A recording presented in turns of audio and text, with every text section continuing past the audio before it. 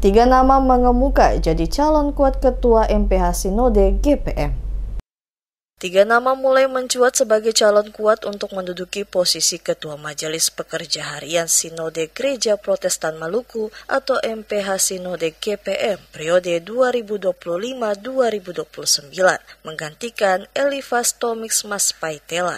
Ketiga nama tersebut yakni Pendeta Ishak Sapulete, Sekretaris Umum MPH Sinode GPM, Pendeta Rudi Rahabeat, Wakil Sekretaris MPH Sinode GPM, dan Pendeta Henki Herson Hetaria, mantan Rektor UKIM sekaligus anggota Majelis Pertimbangan MPH Sinode GPM. Meski proses pemilihan MPH Sinode GPM periode 2025-2029 belum resmi dimulai, pembicaraan mengenai siapa yang akan menggantikan Elifas Tomix Mas Paitela mulai hangat dibicarakan. Dalam sidang ke-39 Sinode GPM yang memasuki hari keempat, nama Ishak Sapulete disebut-sebut paling berpeluang menempati posisi tertinggi di MPH. Sapulete dinilai memiliki pengalaman panjang dan rekam jejak pelayanan yang kuat, mulai dari pendeta jemaat, ketua majelis jemaat, ketua klasis Pulau-Pulau Lease, ketua klasis Pulau Ambon Timur, hingga menjabat sebagai sekretaris umum Sinode GPM. Banyak pihak menilai pengalaman tersebut menjadikannya sosok yang layak memimpin GPM selama 5 tahun ke depan. Namun demikian, Rudi Rahabeat dan Henki Herson Hetaria juga disebut-sebut akan menjadi pesaing utama dalam perebutan kursi ketua MPH. Berdasarkan informasi yang dihimpun DMS, sejumlah peserta sidang menyebut bahwa dukungan terbanyak saat ini condong kepada Sapulete. Menurut beberapa sumber, mayoritas peserta biasa dari 34